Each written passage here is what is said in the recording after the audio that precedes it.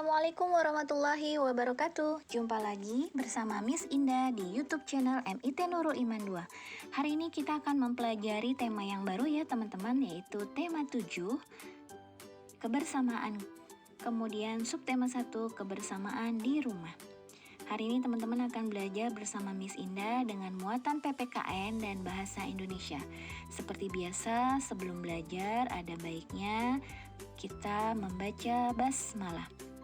Bismillahirrahmanirrahim. Kita saksikan video pembelajaran berikut ini. Mengenali ciri khas teman di sekolah. Setiap orang memiliki ciri khas. Ciri khas ada yang dapat dilihat secara langsung, yaitu ciri tubuh atau ciri fisik.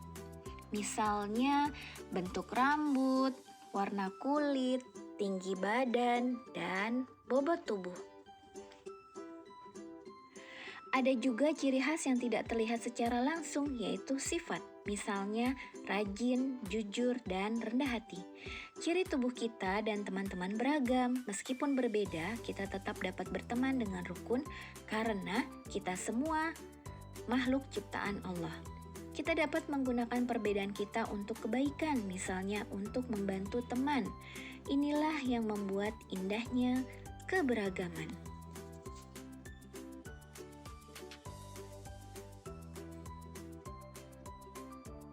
Keberagaman warna kesukaan teman di sekolah. Setiap orang memiliki warna kesukaan yang berbeda-beda, teman-teman. Warna kesukaan teman dapat berbeda dengan warna kesukaan kita. Kita harus dapat menghargai warna kesukaan orang lain meskipun berbeda dengan kita.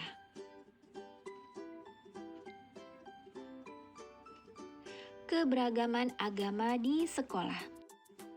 Di Indonesia terdapat 6 agama yang diakui, yaitu Islam, Kristen, Protestan, Katolik, Hindu, Buddha, dan Konghucu. Setiap agama memiliki tempat ibadahnya masing-masing. Perhatikan tabel keberagaman agama di Indonesia. Agama Islam, tempat ibadahnya di masjid. Hari besarnya Hari Raya Idul Fitri, Hari Raya Idul Adha, Tahun Baru Hijriah, dan Isra Mi'raj. Agama Kristen Protestan tempat ibadahnya di gereja. Hari besarnya Hari Natal, Hari Jumat Agung, Hari Paskah, kenaikan Isa Al-Masih. Agama Katolik tempat ibadahnya di gereja. Hari besarnya Hari Natal, Hari Jumat Agung, Hari Paskah, dan kenaikan Isa Al-Masih.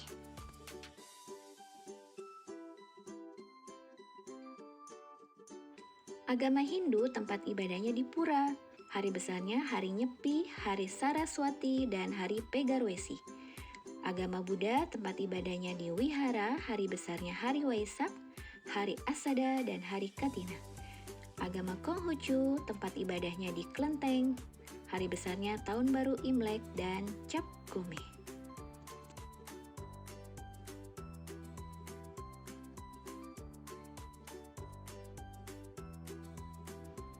Kita tentunya memiliki teman yang seagama. Ada juga teman yang berbeda agama dengan kita. Meskipun berbeda, kita harus saling menghormati satu sama lain.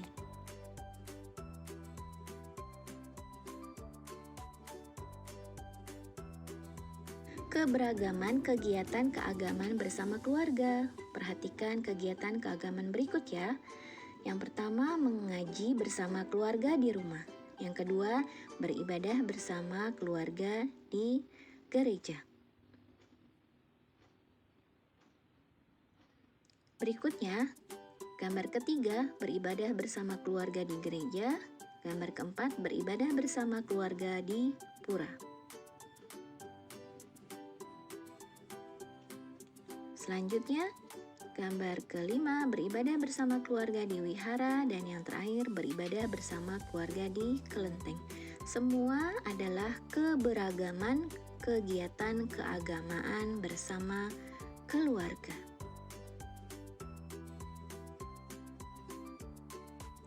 Keberagaman kegemaran teman di sekolah. Ada banyak kegemaran yang dapat dilakukan setiap orang. Kegemaran adalah kegiatan yang disukai. Kegemaran bisa juga disebut hobi. Kegemaran yang ditekuni dengan sungguh-sungguh dapat memberikan manfaat bagi orang yang melakukannya.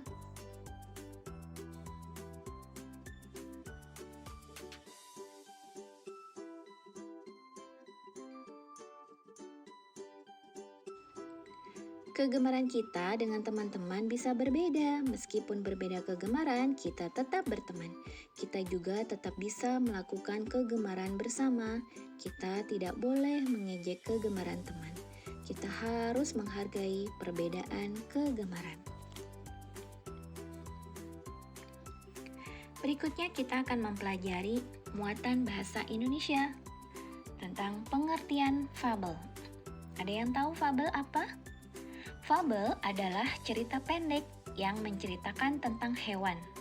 Tokoh-tokoh yang ada di dalam fabel adalah berbagai jenis hewan. Cerita dalam fabel adalah cerita fiksi. Cerita fiksi artinya cerita yang dibuat berdasarkan hayalan pengarang.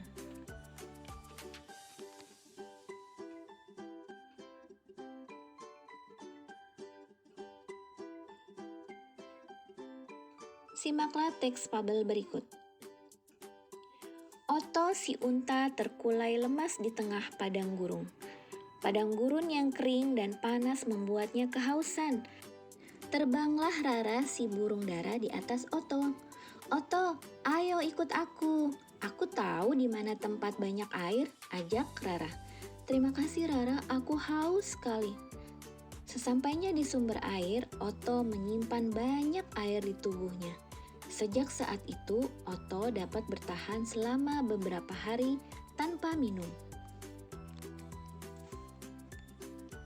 Berdasarkan cuplikan fabel di atas, kita dapat mengetahui bahwa tokoh dalam fabel tersebut adalah Oto si unta dan Rara si burung dara.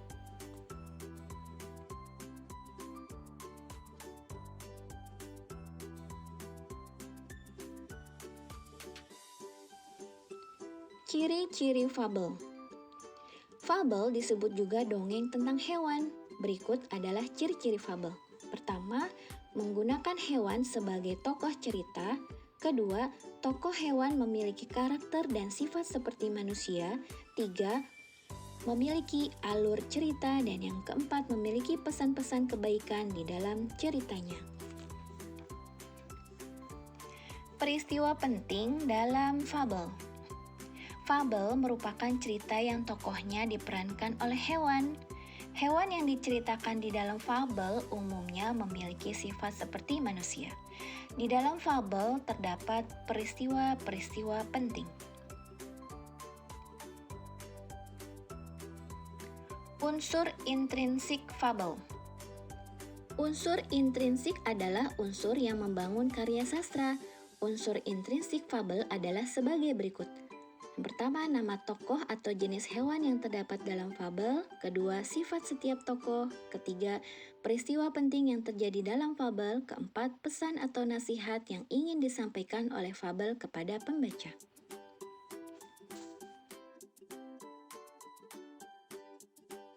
Isi fabel.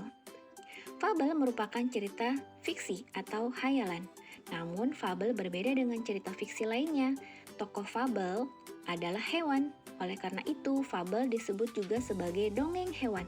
Pada fabel terdapat informasi yang disampaikan. Menemukan isi fabel. Untuk mengetahui isi sebuah fabel, kita harus mengetahui tokoh dalam fabel dan peristiwa yang terjadi. Oleh karena itu, lakukanlah hal-hal berikut. Pertama, baca seluruh isi fabel dengan sungguh-sungguh. 2. Catat nama-nama tokoh yang ada dalam fabel. 3. Catat juga sifat tokoh dalam fabel. 4.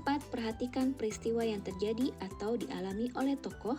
5. Tuliskan peristiwa tersebut menggunakan bahasa sendiri. Demikianlah pembelajaran tematik pada hari ini. Terima kasih banyak buat teman-teman yang sudah menyaksikan video ini hingga akhir. Sama-sama kita mengucap hamdalah, alhamdulillahirabbil alamin. Sekian dari Miss Indah. Wassalamualaikum warahmatullahi wabarakatuh.